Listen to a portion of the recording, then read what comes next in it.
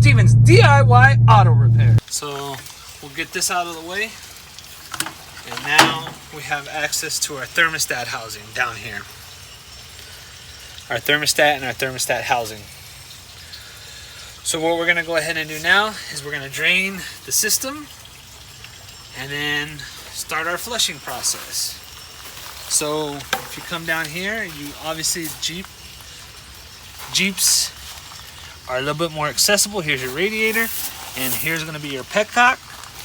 So we're just gonna turn this.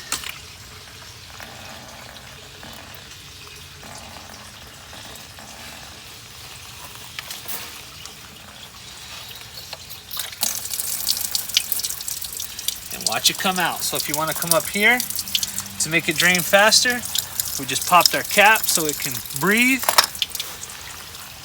And our coolant's coming out.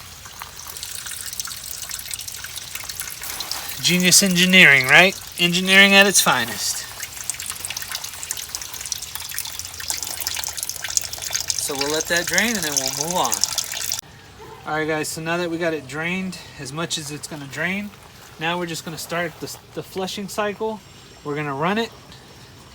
We're going to let it suck down whatever's left in the coolant reservoir. And we're going to add water as needed.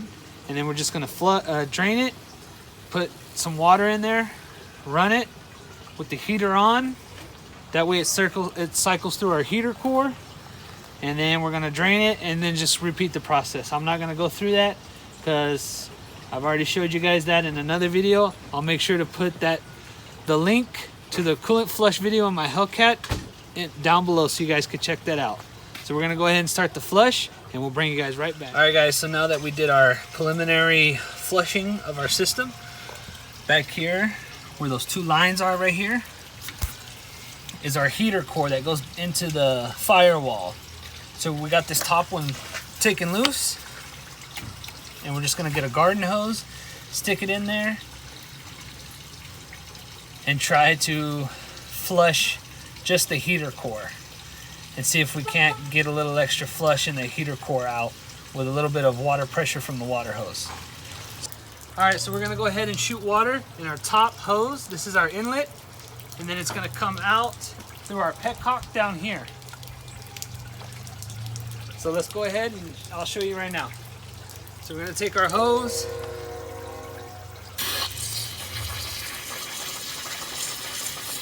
shoot it, and then we come down here and watch it drain out.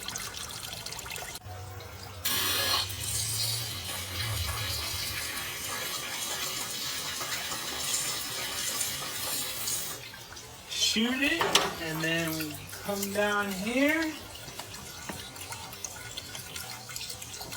and watch it drain out. So that's how you can wash your heater core or flush your heater core directly to its source. So we're gonna let this drain out. Okay, so now that we let it finish draining out through our petcock down here, we got the hose back on and we're gonna start taking apart our air duct here in order to gain access to the thermostat. So you wanna make sure you flush the car. You want to flush the system with the old thermostat in there before you attempt to put the new thermostat in there and possibly get it clogged. So we're going to take our air duct out of the way. And now we have access to our thermostat and housing. Okay, so we have our thermostat and our housing down here. So we're going to have 2 bolts. They're right, this one is underneath and this one's on top. And it's gonna be a T30 bit. And we're just gonna take those off. We've already broke them loose.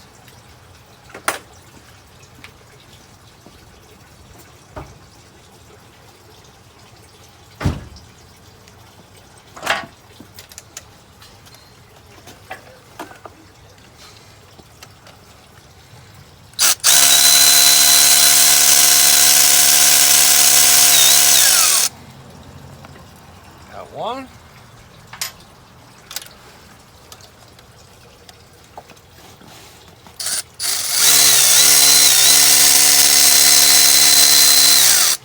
got number 2.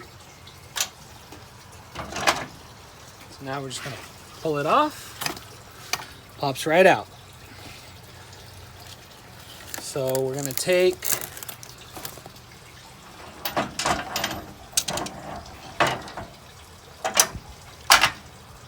some channel locks.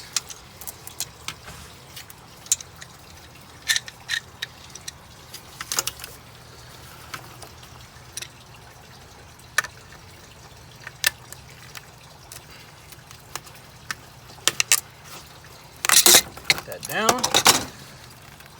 And then hopefully, there we go.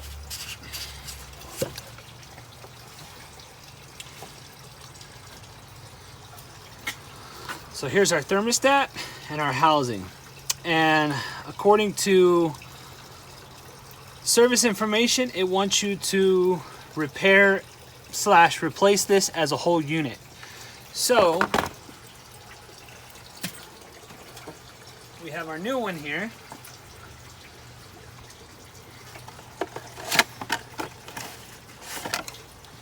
And you obviously want to compare it.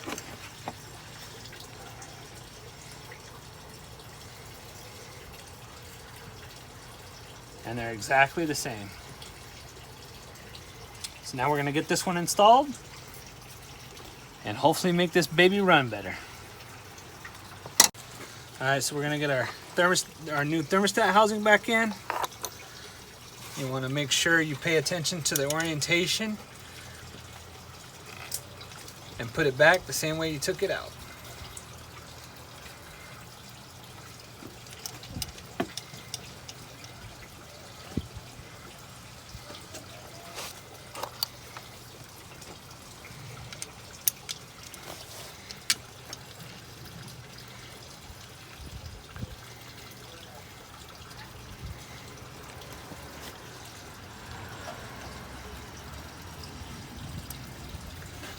We're going to lightly get this put back in.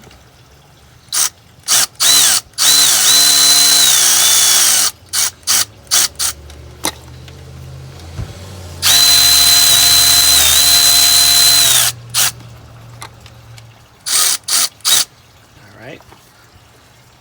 So the torque specs are going to be 106 inch-pounds, not foot-pounds, inch-pounds. But we're going to start off at 90 inch-pounds and then work our way up to the 106. So we're gonna first start off with 90 inch-pounds, and we're gonna go top to bottom, and then we're gonna come a second round, we're gonna go to the 106 inch-pounds, and we're gonna go bottom to top.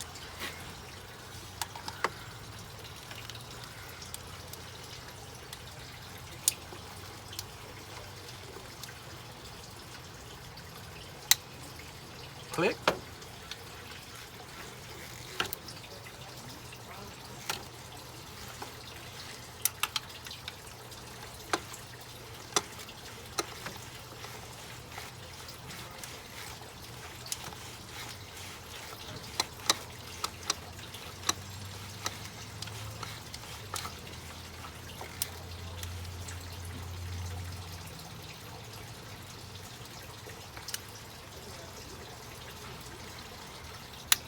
Click.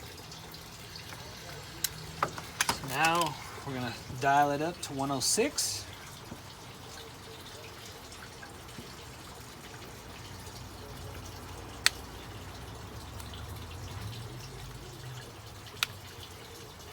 Maybe. Well, we're going to do 108 because it won't go to 106 for whatever reason. A little tighter is better than a little looser, right? Click. Now we're going to go back up to the top because remember we're doing a gasket. Click.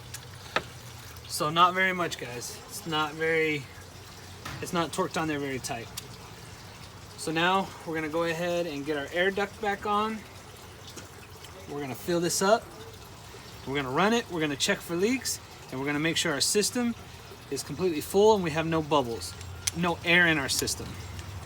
So again, the way we do that, we're going to turn our heater on high. Sorry about that. We're gonna turn our heater on high. We're gonna run the car. We're gonna make sure we have no leaks at our thermostat here or any of our hoses. And we're gonna make sure the heater is hot, or at least getting hot, or at least to where it was originally. And then at the end, we'll see if this worked or not. So we'll bring you guys right back. All right, guys, so after our coolant flush, our new thermostat, we have much better heat than the first time. We made sure to purge out all the air from the system, and it's a lot better than what it was. It's still not 100%. It's about a good 80%. So if you can live with it, I would say live with it, because the next step would be pulling that heater cord and putting a new one in, and that's going to be costly. So if you want to save some money and have better heat, at least 80%, do a coolant flush and replace the thermostat. And like I did, I went straight to the heater core and flushed that with a water hose. And now we're better. Alright guys, I hope you liked this video. If you guys did, make sure to hit that like button. If you guys would like to be notified when I put out another video, make sure to hit that bell notification. And as always guys, don't forget to subscribe to my channel for more informational video and DIY projects. So thank you guys for watching. I'll catch you guys on the next one. So, and as always guys, until next time, have a good one.